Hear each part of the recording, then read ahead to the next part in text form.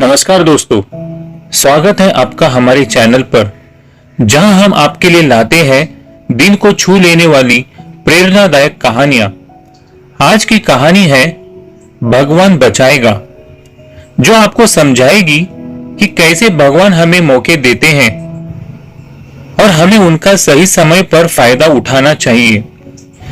एक समय की बात है, किसी गांव में एक साधु रहता था। वो भगवान का बहुत बड़ा भक्त था और निरंतर एक पेड़ के नीचे बैठकर तपस्या किया करता था। उसका भगवान पर अटूट विश्वास था और गांव वाले भी उसकी इज्जत करते थे। एक बार गांव में बहुत भीषण बाढ़ आ गई। चारों तरफ पानी ही पानी दिखाई देने लगा। सभी लोग अपनी जान बचाने के लिए ऊंचे स्थानों की तरफ बढ़ने लगे। जब लोगों ने देखा कि साधु महाराज अभी भी पेड़ के नीचे बैठे भगवान का नाम जप रहे हैं, तो उन्हें ये जगह छोड़ने की सलाह दी। लोगों ने कहा, साधु महाराज, बाढ़ बहुत खतरनाक हो रही है, आप भी हमारे साथ चलिए। तो साधु ने कहा, तुम लोग अपनी जान बचाओ, मुझे तो मेरा भगवान बचाएगा। धीरे धीरे पानी का स्तर बढ़ता गया और पानी साधु के कमर तक आ पहुंचा। इतने में वहां से एक नाव गुजरी। नाव वालों ने कहा, हे साधु महाराज, आप इस नाव पर सवार हो जाइए, मैं आपको सुरक्षित स्थान तक पहुंचा दूंगा। साधु ने कहा, नहीं, मुझे तुम्हारी मदद की आवश्यकता नहीं है, मुझे तो मेरा भगवान बचाएगा। नाव वाला चुपचाप वहां से चला गया। कुछ देर बाद बाढ़ और प्रचंड हो गई।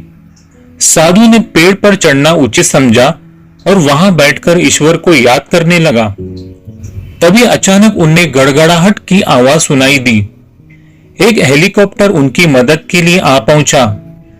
बचाव दल से एक रस्सी लटकाई और साधु को उसे जोर से पकड़ने का आग्रह किया। रेस्क्यू टीम ने साधु से कहा, साधु महाराज, रस्सी पकड़ लीजिए, हम आपको बचा लेंगे।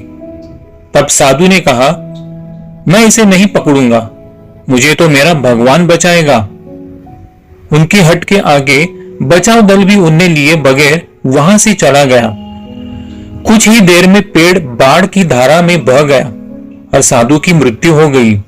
मरने के बाद साधु महाराज स्वर्ग पहुंचे और भगवान से बोले, हे प्रभु, मैंने तुम्हारी पूरी लगन के साथ आराधना की, तपस्या की, पर जब मैं पानी में डूबकर मर रहा था तब तुम मुझे बचाने नहीं आए, ऐसा क्यों प्रभु?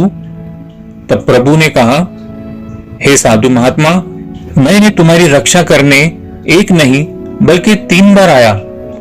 पहला ग्रामीणों के रूप में, दूसरा नाव वाले के रूप में और तीसरा हेलीकॉप्टर बचाव दल के रूप में। किंतु तुम मेरे इन अवसरों को पहचान नहीं पाए। दोस्तों, इस जीवन में ईश्वर हमें कई अवसर देता है। इन अवसरों की प्रकृति कुछ ऐसी होती है कि वे किसी की प्रतीक्षा नहीं करते हैं। वे एक दौड़ते हुआ घोड़े के समान होते हैं, जो हमारे सामने से तेजी से गुजरते हैं। यदि हम उन्हें पहचान कर उनका लाभ उठा लेते हैं, तो वे हमें हमारी मंजिल तक पहुंचा देते हैं, अन्यथा हमें बाद में पछताना ही पड़ता है। इस कहानी का यही संदेश है कि हमें जीवन में आने वाले अवसरों को पहचान कर उनका सही समय पर फायदा उठाना चाहिए। अगर आपको ये प्रेरक कहानी पसंद आई है तो इस वीडियो को शेयर, लाइक और कमेंट जरूर